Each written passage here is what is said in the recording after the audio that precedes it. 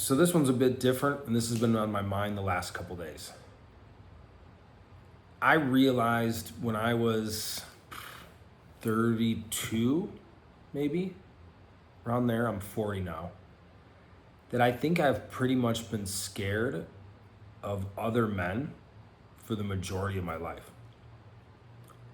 And I think back to being in the locker room the first time I'm playing like football in high school. Because in middle school, we got changed and then came to class or came to practice and then went home. There wasn't any locker room. So I'm 15, and it was just the first time there's, naked guys showering because it's the locker room, naked dudes everywhere, just because I hadn't really seen that. Wasn't hanging out at the YMCA a lot, been there a bit, but this was different. I wondered, it just bothered me. And I'm 5'7" or about that, maybe a hair under. And I was that size since I was, I think, 12 years old. And I was just really optimistic that I was going to get bigger. Really optimistic. I thought, because someone I looked up to was 6'4", I thought that I would just will myself to be 6'4". Didn't take apparently a good look at my parents. My dad's an inch taller than me, or he's passed. My mom is 3-4 inches shorter. And I didn't understand this then. I didn't understand it at 15. I didn't understand it for a while, but I was like, gosh, is there something wrong with me? Why do I feel weird in the locker room? And I thought it was just being short. Being 5'7", I remember my first day of high school, there was another guy, Shay. Shay, at that point, was 6'6". So I went from thinking I was tall in middle school, so 12, 13, 14, 15. I turned 16 this summer going into high school. I thought I was pretty tall. I was like, this is good. I had a beard. I was shaving in 4th grade. I'm like, thank God for my grandpa's Italian heritage. I was like, this is going to work out pretty good. And then I get to high school. I'm like, man, I'm really short. When did this happen? I was tall last week, or I was tall 3 months ago. And I remember just this awkward feeling in the locker room. I just thought it was, I guess, kind of normal. I thought, okay, well, I'm a smaller guy, so maybe I'm just afraid if I had a fight, I can't fight some of these bigger guys. And for years, that's kind of what I wrote it off as. And yeah, I've never actually shared this publicly other than my documentary.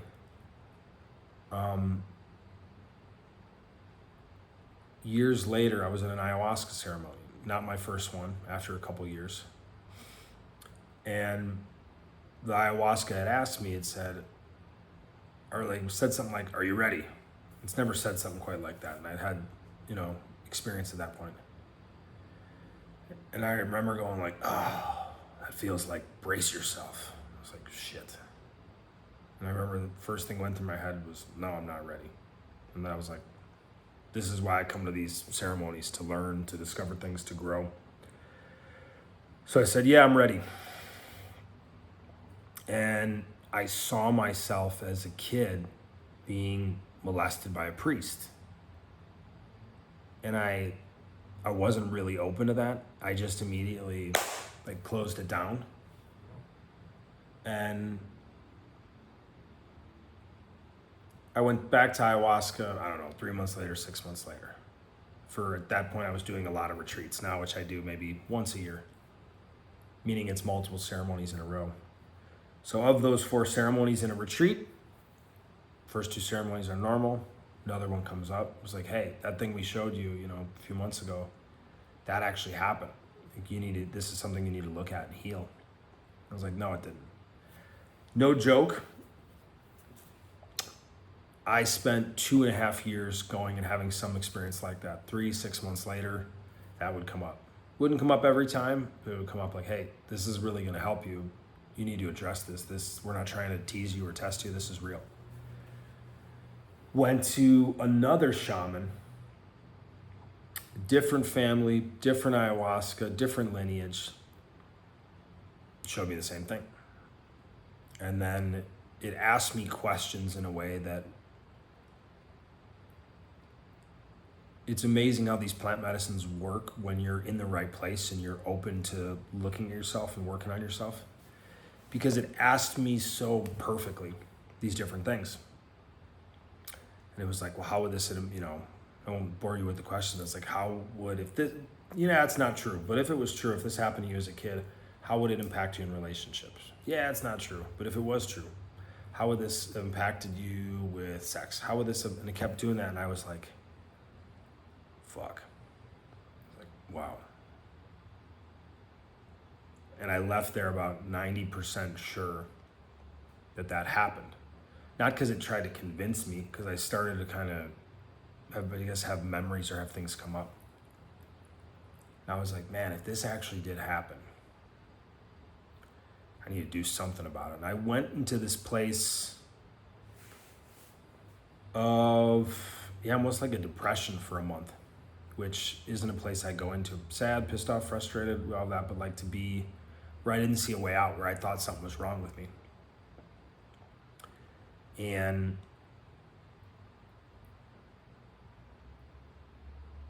I was talking to a coach, not really in the plant medicine world. And he was like, this has been a thing that's been bringing up and you think it's true? I'm like, yeah. It's like, I don't know what to do. He's like, I think he said something like, the only way in is through. I was like, what are you suggesting? He's like, you believe in ayahuasca, it's helped you. I'm like, absolutely, enormously. Well, then maybe you need to go back and be open to seeing what you need to see. So I went back a couple months later. It was the end of December, that last one, and then I went to a retreat to make sure I saw it. So I was there for a few ceremonies. I believe it was February or March of that year. It was a few months later. And I didn't have to experience again, feel it again, relive it, but I remembered. I remembered what I felt.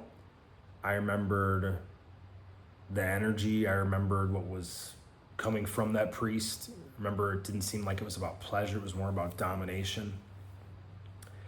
And it took me a little while to figure out, but it's like, wow, I've had a fear of men my whole life.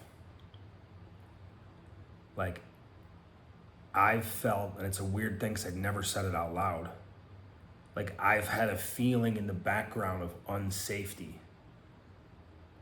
being around guys. And I don't know, maybe if you're watching this, you can relate, or there's been something that's happened to you like that, or something totally different, or just some fear that's been in the background. And I'd spent more time with my mom. I had more female connections. And I'm so grateful I started to see this, because this was,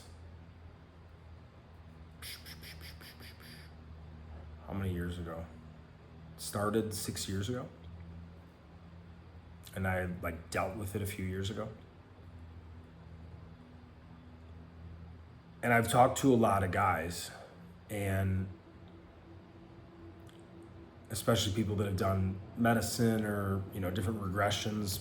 They're, going into an altered state or a trance or hypnosis, and they have these things they remember. And when we're a kid, we don't have a place to make sense of it. If it happens and you're 15 or 20, not that makes it any better, but you know what it was.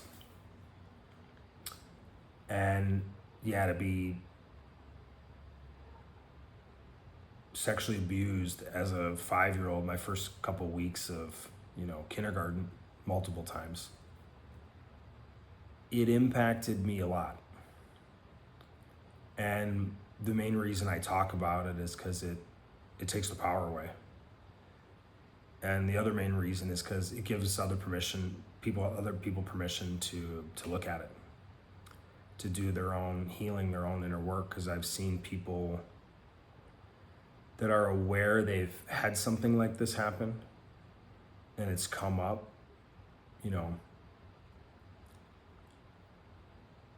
and because they've gotten so used to the pain they've been in, that they don't want to look at it because it hurts, because I think it's going to be more painful. And it takes courage. And I also think back and imagine what would my life have been like? Let's say I lived to be 80 years old. I was, what did I say, 32.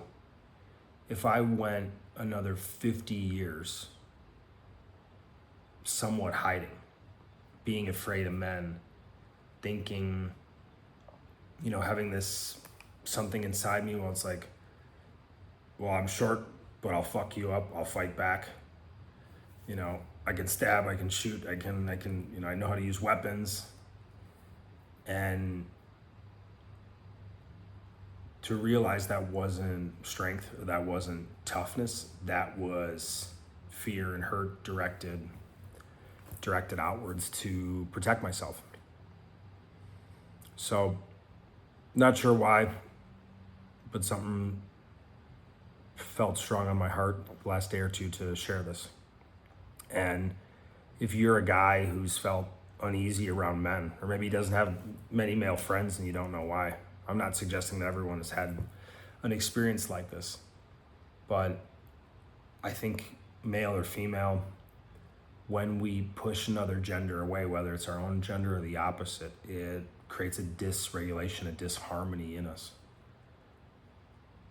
And it can come from many different ways, many different places.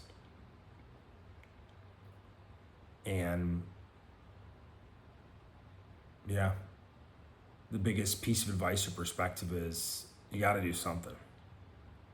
When I've seen people that have went through this and they don't want to do anything, you can't force someone to do something, or that they have these huge irrational fears. I didn't think mine was huge, I just thought it was short. Kind of like, all right, I'm short, I'm in school and uncomfortable. There's more to the story about school that surprised me as well, that for another video.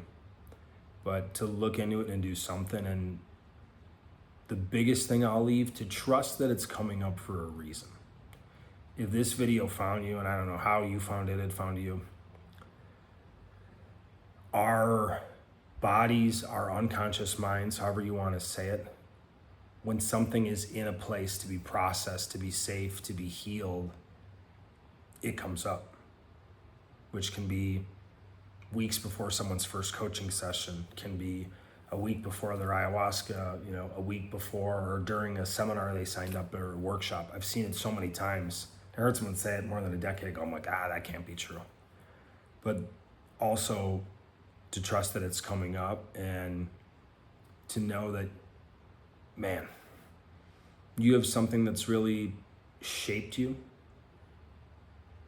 to start working on that. Or if it's with plant medicine, it can be tremendous. Like that particular day was one of the most powerful days of my entire life. I wasn't the same person after that day. Like, there's things out there to help. There's coaches, there's processes, there's medicines, or different things when you've went through sexual abuse or something challenging like that. So, wanted to make this video and also remind you, if you're watching this, and especially this has touched you, you're not alone. And that greatest challenge or that greatest pain can be something that can be such an opportunity for you to heal. And not just that, but to help other people more than you know. Thanks for tuning in. I'm Phil Jelinek. See you soon.